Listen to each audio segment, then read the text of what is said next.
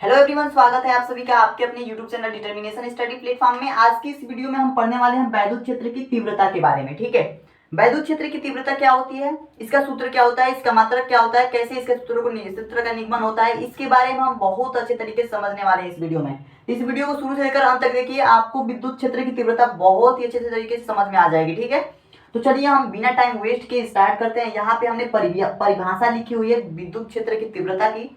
तो चलिए इसको पढ़ते हैं, देखते हैं क्या है। विद्युत क्षेत्र के किसी बिंदु पर, देखिए परिभाषा इसकी, विद्युत क्षेत्र के किसी बिंदु पर स्थित एकांक धनावेश जितने बल का अनुभव करता है उसे उस बिंदु पर विद्युत क्षेत्र की तीव्रता कहते हैं। ठीक है, उसे उस बिंदु पर विद्युत क्षेत्र की तीव्रता कहते हैं। ध्यान दीजिएगा, इसके समझाने का मतलब ये है कि अगर कोई विद्युत क्षेत्र होता है, विद्युत क्षेत्र क्या होता है, विद्युत क्षेत्र आवेश के चारों तरफ का जो प्रभाव होता है, आवेश के चारों तरफ का जो प्रभाव होता है उसे हम विद्युत क्षेत्र कहते हैं। जैसे कि क्यू आवेश है ना, तो इसका प्रभाव मान लीजिए कि इतनी दूरी तक है। ठीक है, ये सारे जो क्षेत्र हैं, इसके प्रभाव के सारे क्षेत्र हैं जितने, ये सभी विद्युत क्षेत्र कहलाते हैं। ठीक है, तो इस विद्युत क्षेत्र में एकांक एकांक बिंदु पर कोई स्थित आवेश होता है और वह आवेश जितने बल का अनुभव करता है उसे हम विद्युत क्षेत्र की तीव्रता कहते हैं। ठीक है, एक बात ध्यान दीजिएगा, विद्युत क्षेत्र की तीव्रता को वेक्टर ई से प्रदर्शित करते हैं। ठीक है, विद्युत क्षेत्र की तीव्रता को वेक्टर ई से प्रदर्शित करते हैं और यह एक सदिश राशि होती है। क्या होती है? यह एक सदिश राशि होती है। इसे भी इंपॉर्टेंट में लिख लीजिएगा, यह एक सदिश राशि होती है।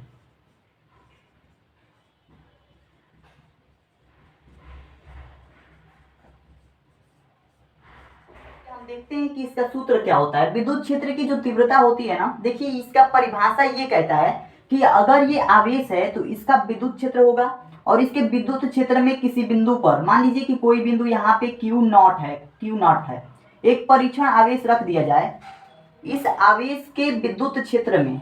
ठीक है, कोई परीक्षण आवेश किसी बिंदु पर रख दिया जाए तो इस बिंदु पर रखा गया आवेश जितने बल का अनुभव करता है वही उसकी विद्युत क्षेत्र की तीव्रता कहलाती है। ठीक है, तो मान लीजिए कि यहाँ पे हमने Q0 एक परीक्षण आवेश रख दिया और यह जो अनुभव कर रहा है वेक्टर F बल का अनुभव कर रहा है। ठीक है, जो परीक्षण आवेश Q0 है वह वेक्टर F बल का अनुभव कर रहा है। तो विद्युत क्षेत्र की जो हमारी सूत्र होगी वो होगी वेक्टर E बराबर वेक्टर F बट्टा Q0। इस परीक्षण आवेश के, इस बल के और परीक्षण आवेश के अनुपात के बराबर होगी।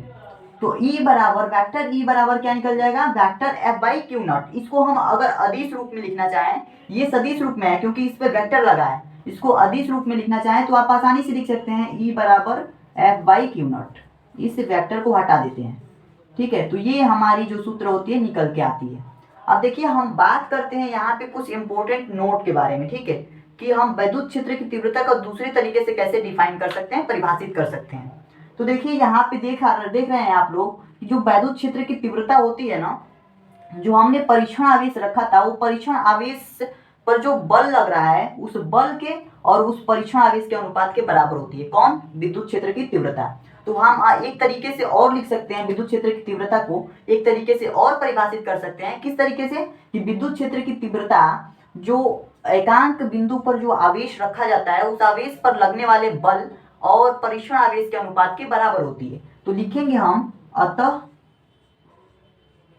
नोट कर लीजिए, नोट है ये, बहुत इंपॉर्टेंट बात है। अगर ये ना याद हो तो आप ये लिख देंगे, तभी भी विद्युत क्षेत्र की जो तीव्रता होती है उसकी परिभाषा आपका काम चल जाएगा। ठीक है, तो अतः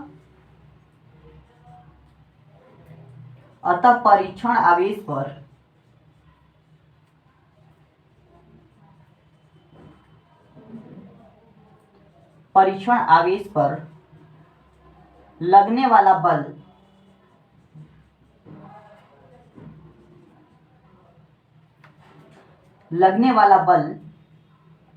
तथा परीक्षण आवेश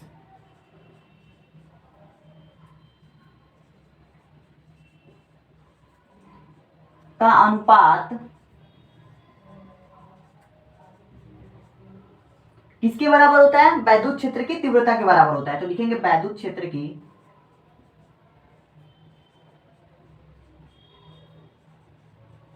तीव्रता के बराबर होता है। देखिए कुछ भी रटना नहीं है, कुछ भी रटना नहीं है आपको, ये नहीं कि इसको लिख कर याद करना, नहीं, समझना है। तीव्रता के बराबर होता है।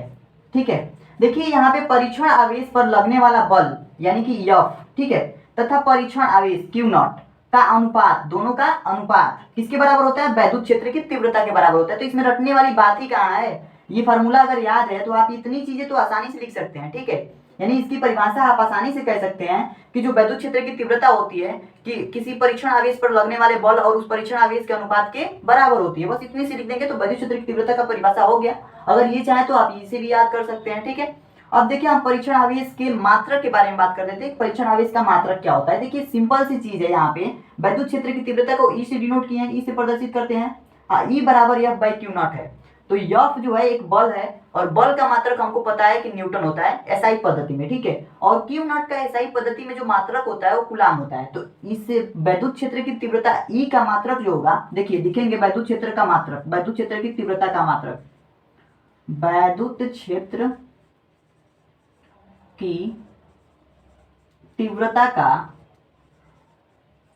मात्रक, वैद्युत क्षेत्र की तीव्रता का हम ई से डिनोट करते हैं। ठीक है, ई बराबर दिया है F by Q not, F by Q not. इस फार्मूले को हमने यहां पे लिख दिया। अब देखिए इसके मात्रक की बात करते हैं तो एफ का मात्रक, बल का मात्रक न्यूटन, न्यूटन, और बट्टा में है तो यहाँ पे प्रति का, प्रति या बट्टा वही चीज होता है। क्यू नॉट है ना, तो कूलाम है, यह एक आवेश है, आवेश का मात्रक होता है कूलाम, तो यहाँ पे हो जाएगा कूलाम। तो आप देख सकते हैं जो विद्युत क्षेत्र की तीव्रता का मात्रक निकला न्यूटन प्रति कूलाम। तो इतनी सी आसान चीजें आपको दिक्कत लग रही थी, लेकिन इस वीडियो को देखने के बाद से मुझे आशा है कि आपको ये चीजें समझ में आ गई होंगी। विद्युत क्षेत्र की तीव्रता के बारे में बहुत ही भली भांति से आप जान गए होंगे। ठीक है, इसके अलावा अगर कोई न्यूमेरिकल आपको सॉल्व करना है तो कमेंट करके जरूर बताएं। मैं इससे रिलेटेड और भी बहुत सारे क्वेश्चंस कराऊंगा ताकि आपको अच्छे से क्लियर हो जाए। तो आज के लिए इतना है दोस्तों, मिलते हैं नेक्स्ट वीडियो में। Thank you.